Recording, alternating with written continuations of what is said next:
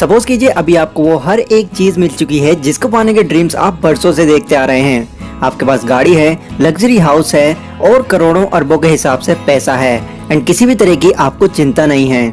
लेकिन अब आपकी एज 70 से भी प्लस हो चुकी है और आप अपनी ओल्ड एज की पीक पर आ चुके हैं। तो क्या आप इन सभी चीजों को एंजॉय कर पाएंगे?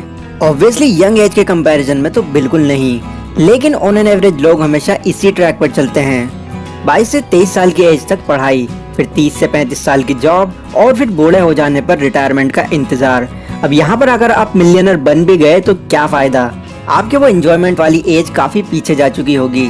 आज मैं आपके साथ जो बुक समरी शेयर करने वाला हूँ वो आपको ये सोचने पर मजबूर कर देगी कि आखिर क्यों आपको अपनी अर्ली एज में ही फाइनेंशियली फ्री हो जाना चाहिए, ताकि आप इन सभी लग्जरीज को अपनी अर्ली एज के अंदर ही एंजॉय कर सको। एंड फाइनली इस वीडियो के लास्ट में मैं आपको कुछ ऐसे अमेजिंग पॉइंट्स भी बताने वाला हूँ जिससे पॉसिबली आप अपनी यंग एज में ही रिटायर हो सकते हो।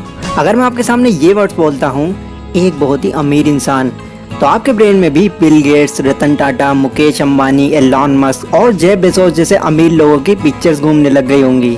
पर हार्डली ही किसी ने ये सोचा होगा कि एक 24 से 25 साल का लड़का जो घर बैठे अपने बिजनेस के थ्रू लाखों करोड़ों कमा रहा होगा।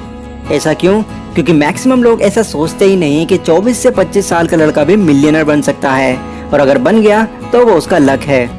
ऑथर एमजे डिमार्को जब अपनी चाइल्डहुड एज में थे तो वो एक दिन अपनी गली में आइसक्रीम खा रहे थे, तभी उनकी नजर एक चमचमाती लैम्बोर्गिनी कार पर पड़ी जो कि उनसे थोड़ी ही दूरी पर खड़ी हुई थी। उस कार को देखकर भी ऑथर के माइंड में यही आया कि जरूर इसका मालिक कोई बूढ़ा आदमी होगा।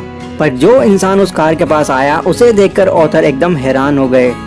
उस कार का मालिक एक 25 साल का नौजवान था।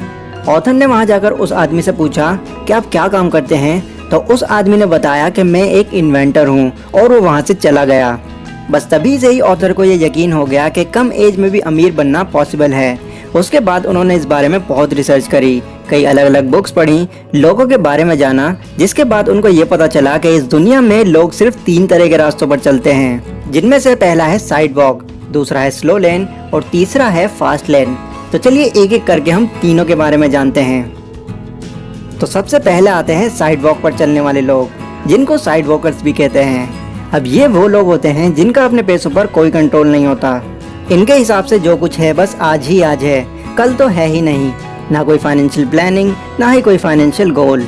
ये लोग हमेशा सैलरी टू सैलरी पर ही काम करते हैं। मतलब जब भी उनको सैलरी मिलती है तो ये लोग दिल खोलकर खर्चा करते हैं, और इतना खर्चा करते हैं कि दूसरी सैलरी आने तक इनके पास कुछ बचता ही नहीं। एंड अगर गलती से भी इनकी सैलरी रुक जाती है तो इनका दिवालिया निकल जाता है। इनका सिर्फ यही मानना होता है कि अमीर बनना सिर्फ एक लक है, वही अमीर बन पाता है जिसका लक अच्छा होता है। अब साइड वॉक में भी 2 कैटेगरी के लोग आते हैं। पहला है साइड रिच और दूसरा है साइड पुअर। साइड पुअर वही लोग हैं जिनके बारे में मैंने अभी आपको बताया, लेकिन साइड रिच वो लोग होते हैं जो कि हमें देखने में अमीर लगते हैं, बट एक्चुअल में उनकी सारी अमीरी सिर्फ शो ऑफ के लिए ही होती है।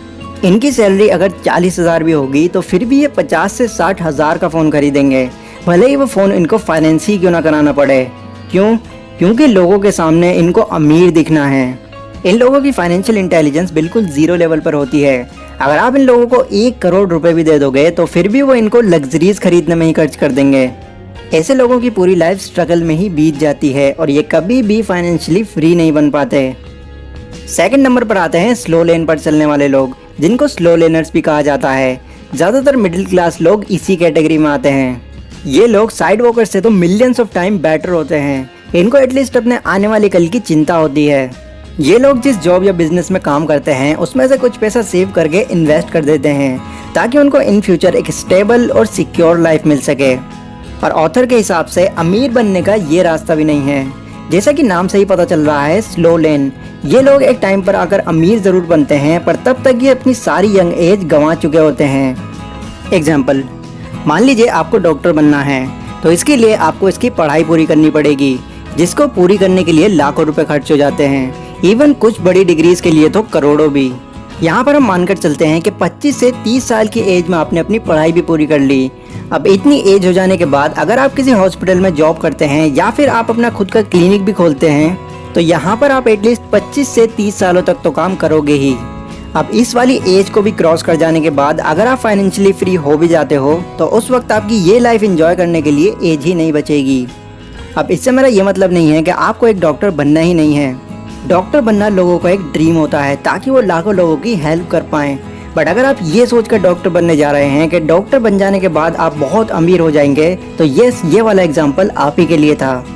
बट अगर आपको अर्ली एज में ही फाइनेंशियली फ्री होना है तो इसके लिए ऑथर हमको तीसरा रास्ता रिकमेंड करते हैं, जो कि है फास्ट लेन का। इस रास्ते पर चलने वाले लोगों को फास्ट लेनर कहा जाता है। इनकी पढ़ाई स्कूल या फिर कॉलेज तक ही सीमित नहीं रहती, ये हर दिन कुछ ना कुछ नया सीखते रहते हैं, अपनी नॉलेज को इम्प्रूव करते रहते हैं, ताकि इस नॉलेज के थ्रू वो एक ऐसा सिस्टम क्रिएट कर सकें जिससे उनको ज़िंदगी भर कमाना ना पड़े। और इसके लिए वो जितने हो सके एसेट्स क्रिएट करते हैं और एक टाइम पर आकर वो मिलियनर बन ही जाते हैं। वेल, ये सब इतना आसान भी नहीं है। इस प्रोसेस में आपको साइड वॉक और स्लो लेन के मुकाबले ज़्यादा मेहनत लगती है, बहुत सारे सेक्रीफाइसेस करने होते हैं, प्लस यहाँ पर टाइम भी लगता है। बट उतना तो बिल्कुल भी नहीं कि आपको बुढ़ापा देखना पड़ जाए। अब सवाल ये आता है कि फास्ट लेन के रास्ते पर हम आखिर चल कैसे सकते हैं, यानी कि फास्ट लेन के रास्ते पर चलने का तरीका क्या है। तो इसलिए मैं आपके साथ 4 पॉइंट शेयर कर रहा हूँ जो आपको ज़रूर फॉलो करने चाहिए अगर आप अपनी अर्ली एज में ही मिलियनर बनना चाहते हैं। Point number 1, attack the need. आपको ऐसा सिस्टम या फिर बिजनेस क्रिएट करना होगा जो लोगों की नीड को पूरा करता हो, क्योंकि जितनी ज़्यादा वैल्यू आप लोगों को प्रोवाइड करेंगे, इन फ्यूचर आप उतने ही अमीर बनते चले जाएंगे। एग्जाम्पल, जब लोगों को ऑटो या बस के लिए घंटों तक वेट करना पड़ रहा था तो उनकी इस प्रॉब्लम को ओला ने समझा और एक एप्लीकेशन बेस्ड टैक्सी सर्विस को प्रोवाइड कर दिया। और आज आप जानते ही हैं कि ओला कितनी बड़ी कंपनी बन चुकी है। ठीक इसी तरह होटल्स के लिए परेशान हो रहे लोगों को ओयो ने समझा और चीपेस्ट प्राइस में लोगों को ठहराने का सिस्टम क्रिएट कर दिया। एंड ओयो भी आज बहुत ज़्यादा पॉपुलर हो चुका है। आपको भी ऐसा ही सिस्टम क्रिएट करना होगा जो लोगों की ज़रूरतों को पूरा करता हो। जितने बड़े लेवल पर लोगों की प्रॉब्लम होगी, उसको सॉल्व करने के बाद उतने ही ज़्यादा अमीर आप वहाँ से बनते चले जाएंगे। दूसरा पॉइंट है हाई एंट्री बैरियर बिजनेस। अब इसको कुछ इस तरह समझते हैं कि मान लीजिए आपने एक कपड़े की शॉप खोली, तो आपको क्या लगता है वो खुलते ही फेमस हो जाएगी? बिल्कुल नहीं। आपके जैसे ही हज़ारों लाखों और लोग भी हैं जो ऑलरेडी इस काम को पहले से करते आ रहे हैं, और ये लोग आपके कॉम्पिटिटर्स हैं। अब अगर आपको अपने कॉम्पिटिटर्स को बीट करना है तो कुछ ऐसी यूनिकनेस अपने प्रोडक्ट में लानी होगी जो बाकी लोग लाने की सोच भी ना सकें, तभी आपका बिजनेस इतने कंपटीशन में भी ग्रो कर पाएगा। थर्ड पॉइंट है स्केलेबिलिटी। आपके पड़ोस वाली किराने की शॉप भले ही कितनी भी बड़ी है, पर उसका मालिक इतना अमीर नहीं होगा जितने अमीर जेफ बेजोस हैं। Reason, scalability. आपके एरिया की दुकान सिर्फ एक पर्टिकुलर एरिया को ही कवर कर पा रही है, पर अमेज़न के थ्रू आप पूरे वर्ल्ड में कहीं से भी शॉपिंग कर सकते हैं। ठीक इसी तरह आपके एरिया के बर्गर वाला इतना फेमस नहीं होगा जितनी फेमस मैकडॉनल्ड कंपनी है। बर्गर तो दोनों ही बनाते हैं, बट मैकडॉनल्ड ने अपने आप को स्केल किया हुआ है, जिससे पूरी दुनिया के लोग उस कंपनी को जानते हैं। तो इसीलिए ऑथर हमको यही एडवाइस करते हैं कि जितने बड़े लेवल पर आपका बिजनेस स्केल होगा, उतने ही आपके बिजनेस ग्रो होने के चांसेस बढ़ जाएंगे।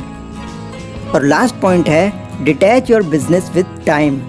मतलब आपको कोई ऐसा बिजनेस क्रिएट करना होगा जो कि सोते वक्त भी आपके लिए पैसा बनाता रहे। एग्जाम्पल, अगर आप अमेज़न या फ्लिपकार्ट पर एक ऑनलाइन सेलर हैं तो लोग कभी भी आपके प्रोडक्ट को खरीद सकते हैं, वो भी बिना आपके वहाँ इन्वॉल्व हुए। या फिर एक घर खरीद कर रेंट पर दे देना, यहाँ भी आपके पास बिना किसी मेहनत के पैसा आता रहेगा। ठीक इसी तरह और भी काफ़ी सारे ऐसे एसेट्स हैं जो कि 24 आवर्स आपके लिए पैसा बनाते रहेंगे, वो भी आपके ज़्यादा बिना इन्वॉल्व हुए। ये सभी बातें मैंने आपको एमजे डिमार्को की book the millionaire fast lane से बताई हैं। इस बुक में इसी तरह की और भी काफ़ी सारी इंटरेस्टिंग बातें बताई गई हैं जो आपको ज़रूर पढ़नी चाहिए अगर आप अपनी यंग एज में ही सफल होना चाहते हैं। इसका लिंक मैंने डिस्क्रिप्शन में दिया हुआ है, वहाँ से जाकर आप इस बुक को परचेज कर सकते हैं। लाइक और शेयर कीजिए अगर ये वीडियो आपको ज़रा भी यूज़फुल लगी हो तो।